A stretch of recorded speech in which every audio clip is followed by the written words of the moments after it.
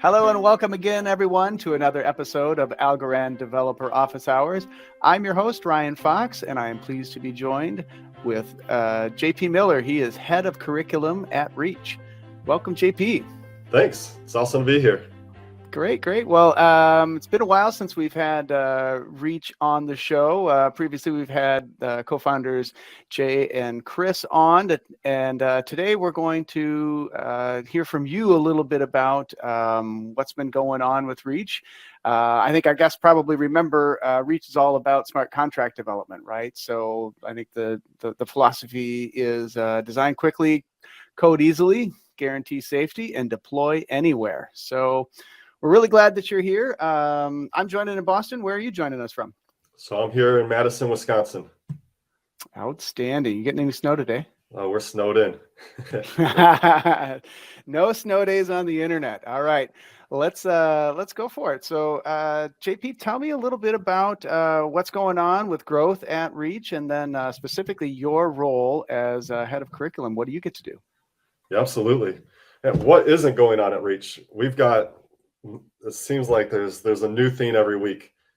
Something that we're very excited about is Humble and Humble Swap.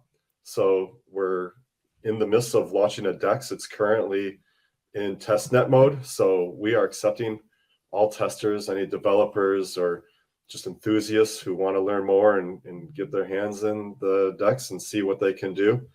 Accepting people there on the testnet, and we appreciate any feedback, any reports that they might have. So that'll be, the goal is to launch that mainnet in February. So it's coming really soon. We've got Game Jam. We've got a new head of gaming, Mike Wallace from Blizzard Entertainment, and he is building his team, getting LOIs together, and we are really excited to see what they do with degen gaming and Web3 gaming. So that's going to be very exciting. And we've got this Monarch protocol. So thinking about NFTs in new ways and going beyond the JPEGs, making NFTs really be something that have utility. So that's also in the works. And on the Reach side, core Reach, we now have M1 integration. So if you're rocking an Apple M1 laptop or desktop, you can now use Reach with that. So it's very exciting. I'm very happy personally that we have that ability now. Yes, absolutely. And there's a lot going on with the IDE as well. So the IDE is always getting updated. Got a lot of useful helps in there and autofills. So the IDE tool, especially with Visual Studio, is getting very powerful.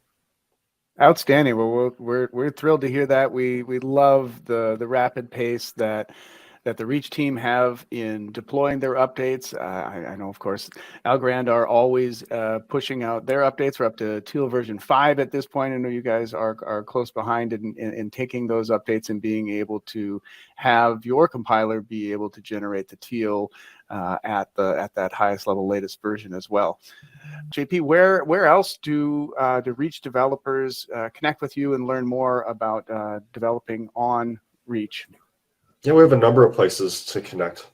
You can definitely check out the Algorand dev portal and check out the NFT auction that's been created there. That's a great place to get started, especially with developers who have some Algorand experience. There's a channel in the Algorand Discord as well specifically for Reach. And then Reach has a Discord. So we want everyone to join our Discord, get in there. We have a tutorial in our docs, so docs.reach.sh. We'll throw you into our documentation. You'll very easily find our tutorial. Walk through a rock, paper, scissors tutorial that'll guide you through like the core functionality and needs for learning how to program with Reach. And we've got a workshop today. I'm going to do some demoing and walk you through how a Reach app works. We've got a YouTube channel. I'm on Twitter. Chris Weiner, our CEO, he's on Twitter. And then Stefania here, NFT Mommy. She's a NFT crypto influencer. She's on the Twitter as well. So definitely want to get involved. Say hello. Check out what we're doing. We've got bounty hacks on a regular basis.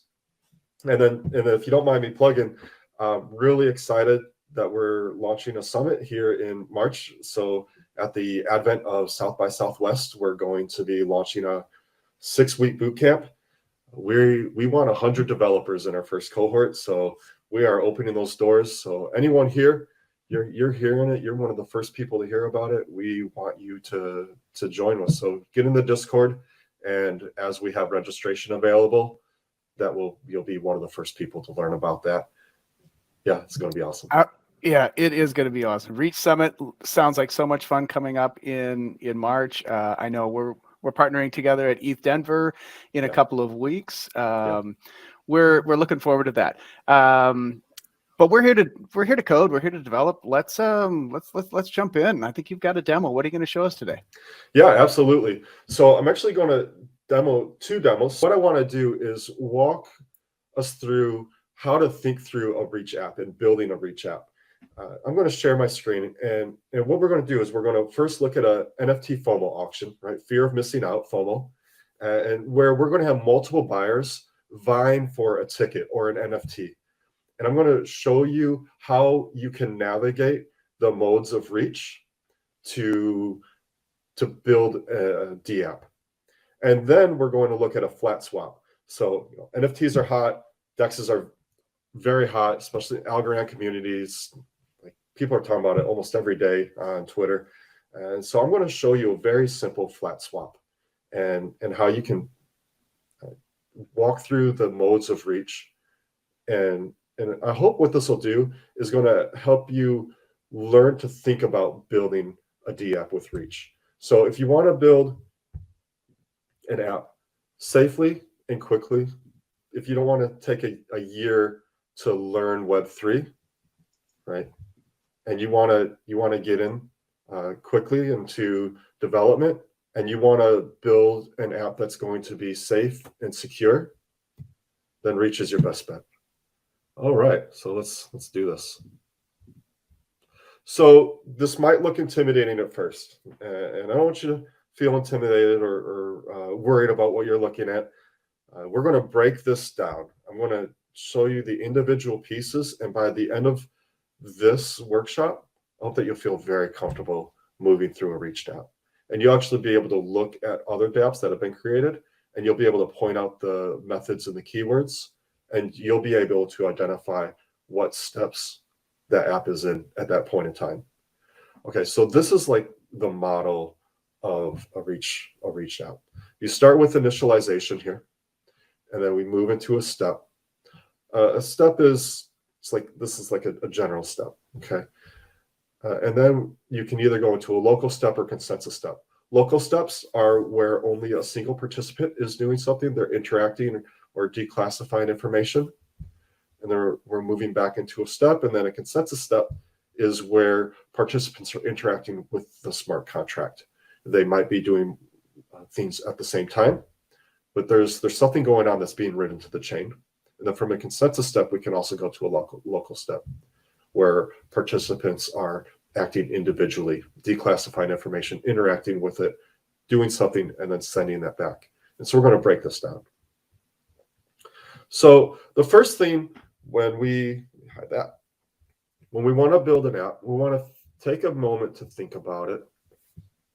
What do you want to build? What's your problem analysis, right? What are the terms that we want to define?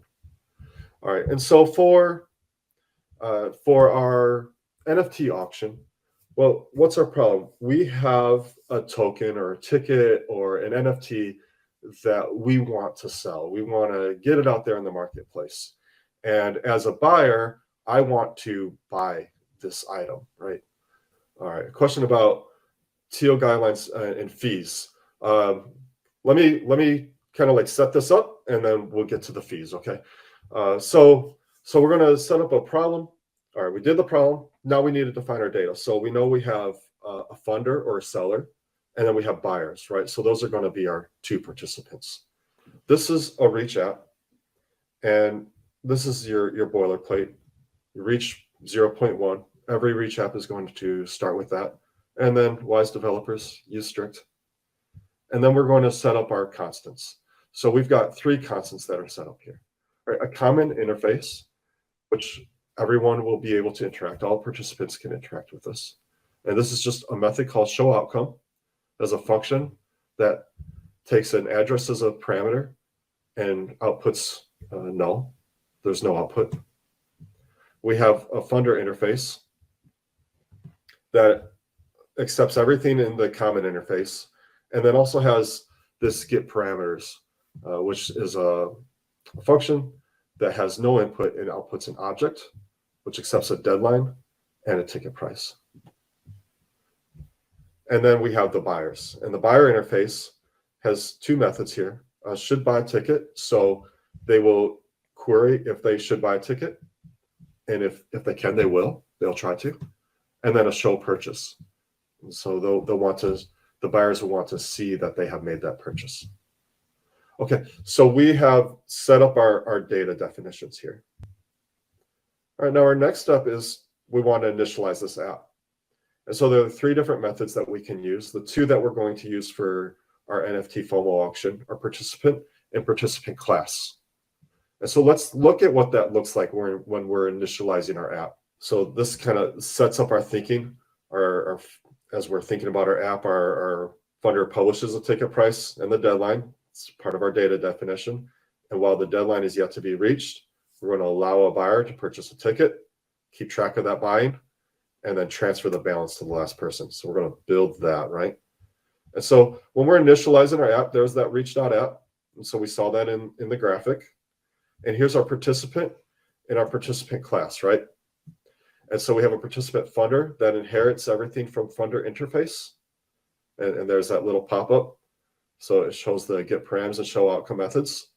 And then we have a participant class, a buyer, which inherits these 3 methods. Okay, so why is funder a participant and buyer a participant class? Well, funder is a participant because there's a singular funder, right? There's one funder. There are many buyers. We'll have several buyers.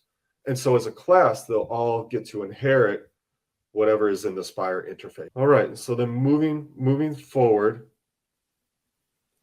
we have parameters. So we're going to create an arrow function that accepts funder and buyer as inputs. And then we will show an outcome of who, and who is whoever we define. So this will be buyer or funder, or in this case, who of the buyers. So we'll have multiple buyers.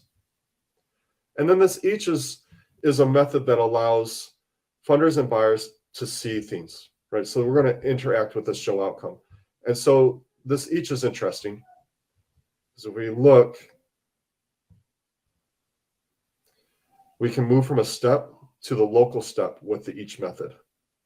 And so we've initialized the contract, and we're not really focusing on the front end in this demo, more focused on the back end, the reach file.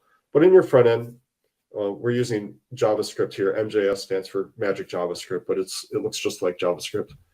You can also interact. You can build your front end with Python, Golang, or C#. But this demo will use JavaScript, and we can see here this contract method. And so we actually deploy the app with the front end, right? And so if we look at this graphic here, you see contract, and I left it in on this one. So that contract method initializes our app. We've set our parameters, we set our constants, we've established our participants and our participant class, and now we've launched the app. So we're in step phase. Okay, so let's go back to our backend. And then I guess one other thing to note here is that we've set up 10 buyers. So for this app, we've arbitrarily set 10 buyers, but this could be however many we want. Okay, so each moves us into a local step where funder and buyer are interacting with this show outcome method. And then funder has this only block. So in this only block here, only the funder can interact with this code. And if we look at our graph, we can see only as a way to move between step and local step, just like each is. And so the funder is declassifying the parameters. They're getting the ticket price and the deadline. So they're setting the initial price, and then they're establishing the deadline, and they're going to declassify the information for the buyers to see. And then they'll publish that. So publish is a new method. Publish is a new method, and that funder is publishing the ticket price and the deadline.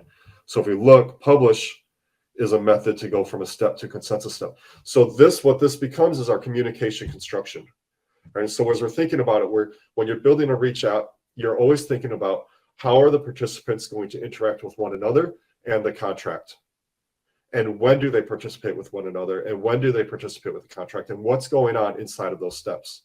And so what we have here, this is the skeleton of a communication construction.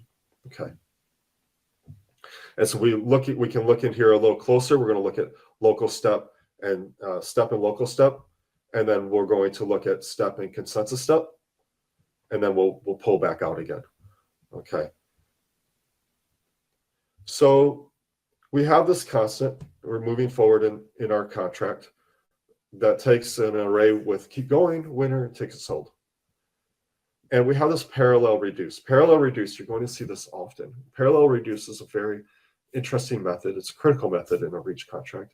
And basically it says a participant can do in this case, while keep going is true, a participant can access any of these methods. So this case or this timeout. And we're going to look into these. So let's take a look at parallel reduce. Where do we use that? So parallel reduce is a consensus step, right? And so you remember we published this information. So if we look for our publish right here, funder.publish, and that publish moved us into a consensus step. And now in the consensus step, we have these methods available to us: a while, transfer, and a parallel reduce. Couldn't get that out. So we've used parallel reduce, and then we set up an invariant, which is a critical method for establishing a while loop. And this has a let's say like a loose assertion or a weak assertion that the balance must equal tickets sold times the ticket price. And while keep going is true, the buyers can have the ability to purchase a ticket.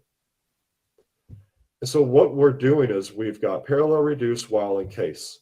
And so what this does is sets us up to loop between a consensus step and a local step, where our participants are going to interact with the smart contract. Then they're going to go into local step, declassify information, interact with it, and then move back into a consensus step. And so you could imagine this, computers, they think at the speed of light, right? And so you can imagine this loop happening at the speed of light, or at least at the speed of a consensus, right? The block transactions in this case, which still is very fast. And we can see here how we can use these methods, only each in case, to move back and forth between these two steps. So let's look at that in the code. Okay, so the buyer will declassify the should buy ticket. So they're going to look, should I buy a ticket? If that's true, they're going to declassify that information and they're going to buy a ticket. And only the buyer, now the funder can't access this, right? They will show the purchase, and then we're going to keep track of the last buyer. So we're going to buy until we hit this timeout. Okay, and in this contract, we've arbitrarily set up our deadline in the front end, but anybody can publish information. Okay, so now we've hit we've seen publish before, but in this case, it's new for timeout. And so what happens when we publish? We're going from a step to a consensus step until we finally commit to go back to a step, and we're going to transfer that balance. So when the timeout hits, anybody can publish that it's been a timeout. That timeout goes to the consensus step. In other words, it communicates with the blockchain, and then we'll transfer the balance to the winner. And we can see here that a transfer happens inside the consensus step. That's a method in the consensus step. And then we're going to commit that information, send us back to the step, and we'll exit the contract. Okay, so let's see this run. Now, a question was asked about fees. If you're coming from other blockchains, you might be aware of, like, let's just say excessive gas fees or very high gas fees. That maybe to the point of, unless you have a large amount of tokens, maybe you don't want to pay those gas fees. Well, Algorand is nice because the fees are very low. With a reach contract, your fees are low as well. They're nominal. I could go into details.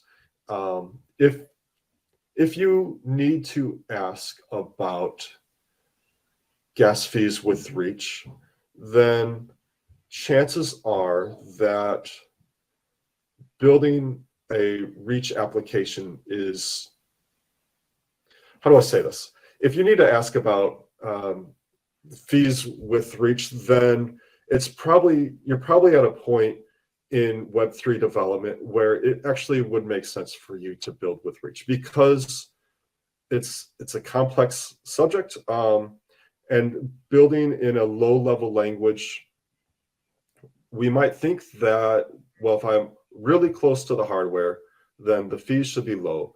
But what we're actually seeing is that it's a nominal difference. Unless you are one of, like, the top, say, 10 to 20% of low code Web3 developers, then it's not going to make a difference, right? Because the low level languages are so complicated. So let's run our app and we'll get an idea of how this works. So I'm going to do a reach run, and we should see this compiler, I think here.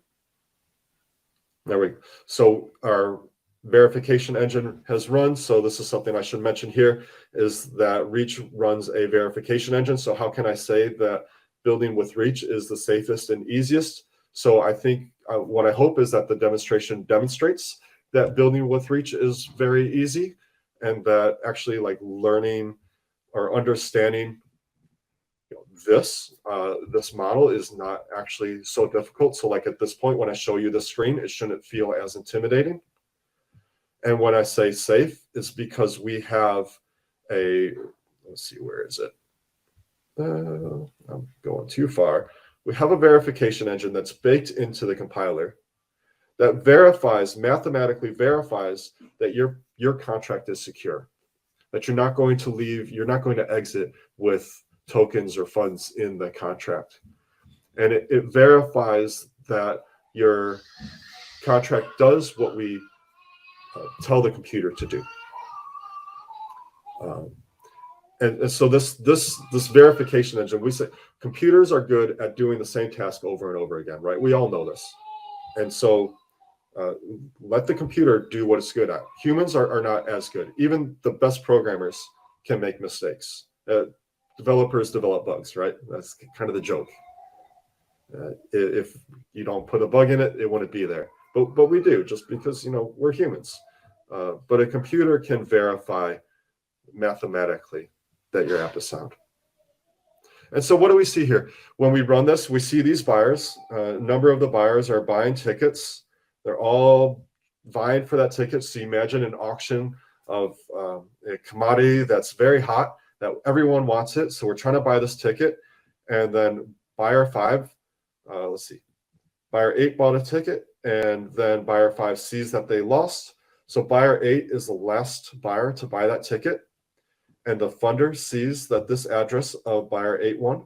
And then we can look through all the buyers, see that they have lost except for buyer 8, who won. And so we could run this again, and we'll see the same result. The last successful buyer will be the one who bought the ticket. And so we can see these buyers buying our tickets. And sometimes it runs a little longer than others. This one really wants to run. At some point, we're going to hit that deadline. And finally, buyer 4 bought the ticket. Buyer 4 sees that they won. The funder sees that the address of buyer 4 won. And then everyone else sees that they lost. So that's our NFT auction, our FOMO auction. All right, so an atomic swap, a flat swap. So what's the idea of the atomic swap, right? We have two tokens of different values, and we want to swap these out. So one great example that I could think of are algos and Yieldly tokens. So I have some algos, and I want to get it into Yieldly DeFi. So I take, say, 100 algos, and I'm going to transfer them for whatever the current exchange rate is for Yieldly tokens. And the great thing about an atomic swap is that this can be done completely decentralized. There is no need for a middleman in an atomic swap.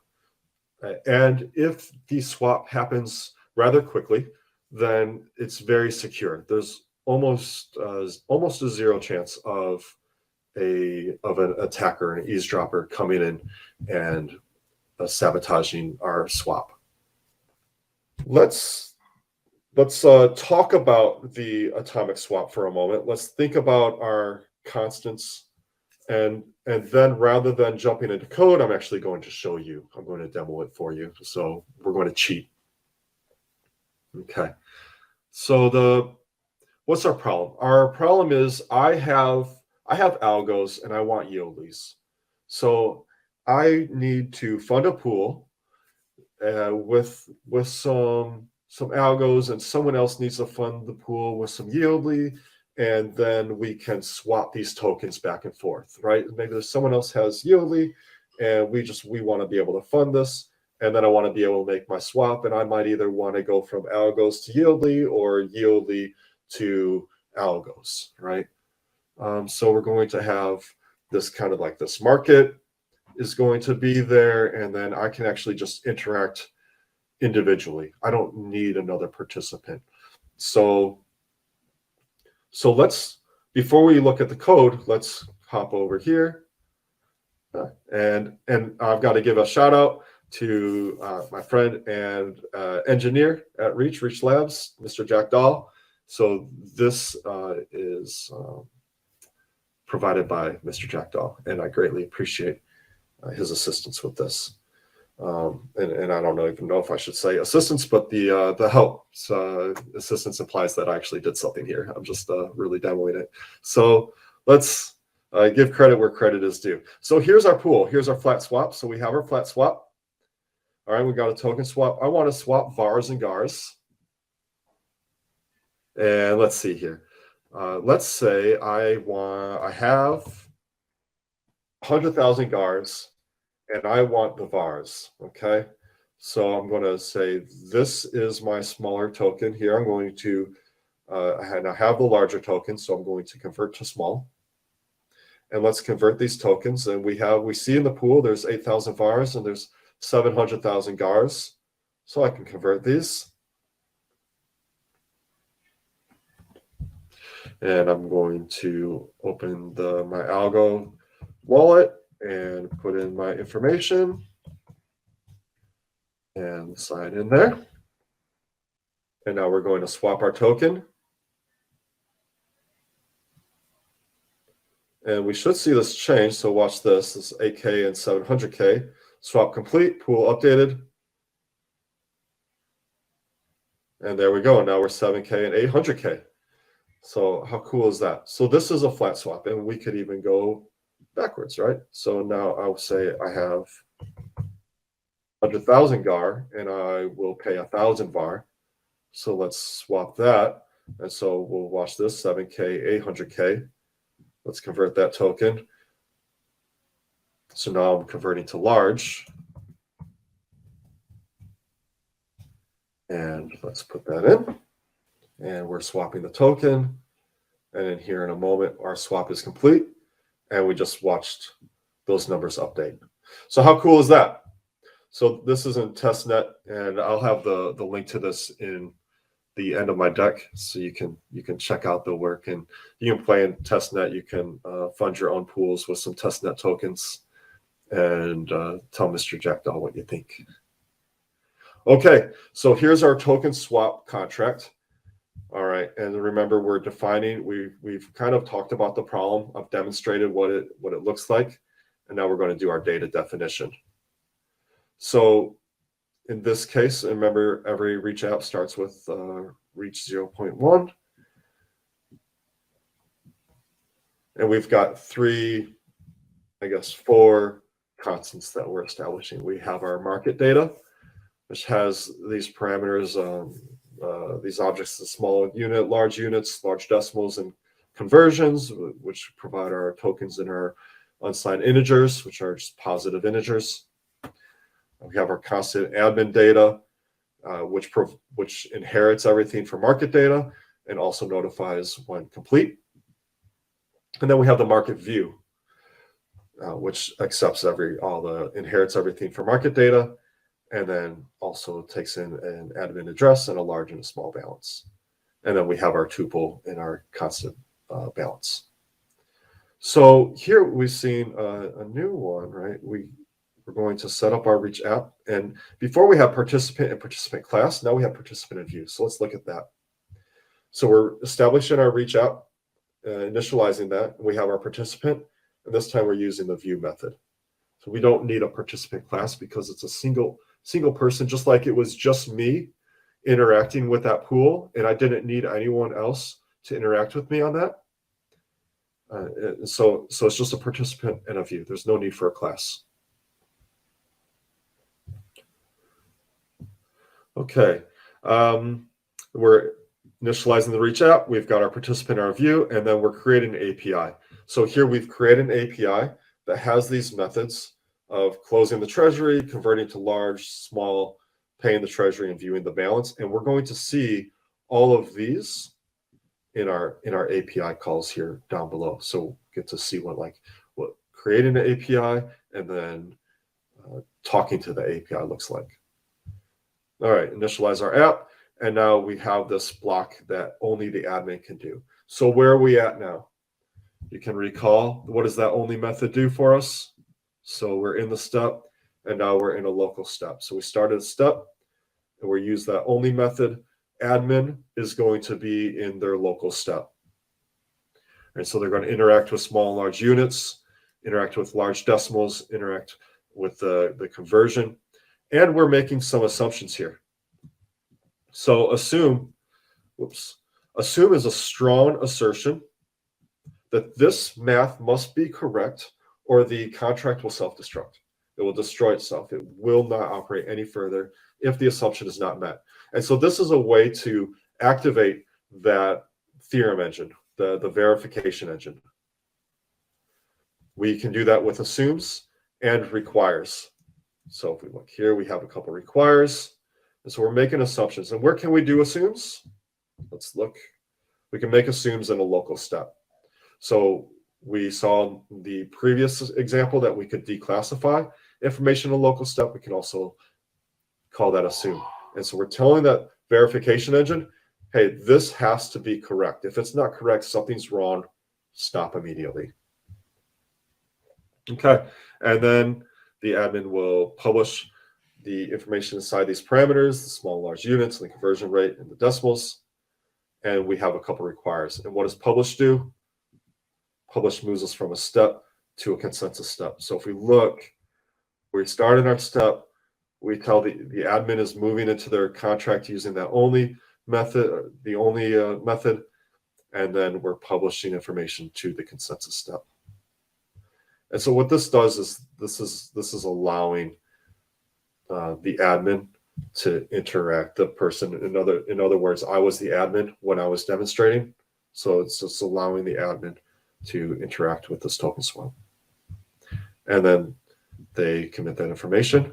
Of course, commit takes us from a consensus step to a step. And then we either wait or we can exit.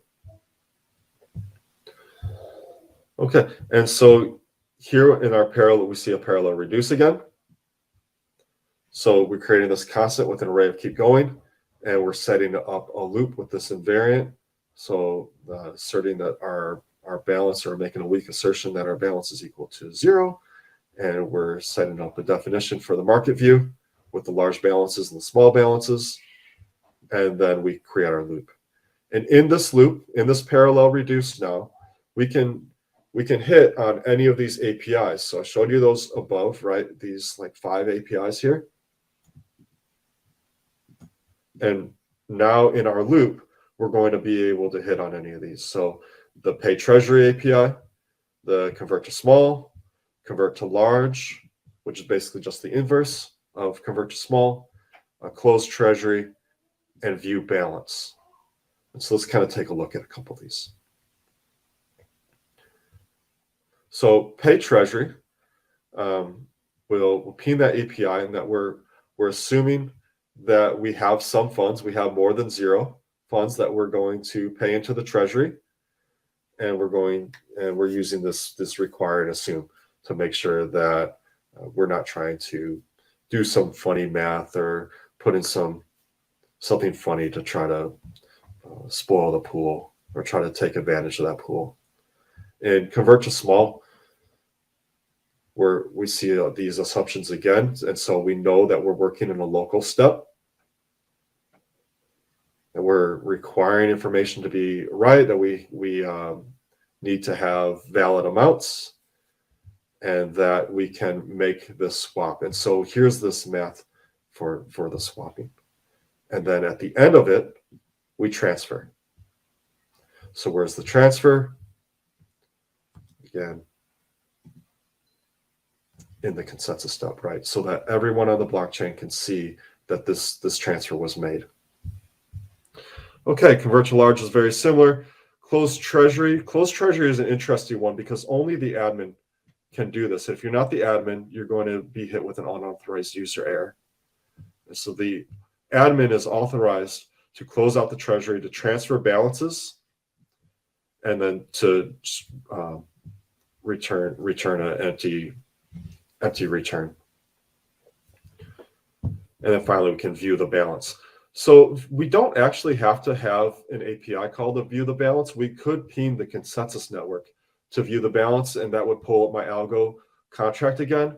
But this is a nice thing for our admin or for our user, where if we can make the API call, then we can just provide you that information as the user. We just give that to you. You don't actually have to sign your wallet again and ping on the consensus network. And so this is nice. We don't have to have it, but we give it to the user as a nice to have, so it's updated to the view. And so every time the API is called, we update the view. So if you recall over here, when I'm making these transfers, I'm changing these numbers, and I'm actually converting the tokens, and we see these updates. So this is the API talking to the front end here. So I can convert to small, I can convert to large, I can view the balance, right? I can view that balance, and I can, so here would be the pool balance. So we can check that. Oh, so it's going to ping me here. I'm not actually going to do that now. And so we get that error message, right? They didn't sign it, so the operation is canceled. That might help answer one of your other questions about like what happens at the end of the contract. So, it's still running. The user interface is still here, but I didn't follow through. I didn't put in my password, and so it says, so I can't do anything else for you. Okay, and that brings us to the end of our flat swap. So now that we kind of like walk through it, I'll show you again one more time. We'll just do this just for the fun of it. We'll trade 100,000 GAR.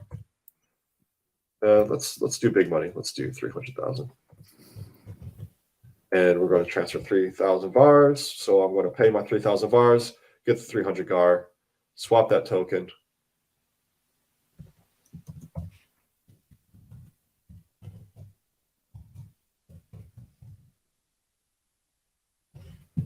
And make that transfer, and we should see those numbers move.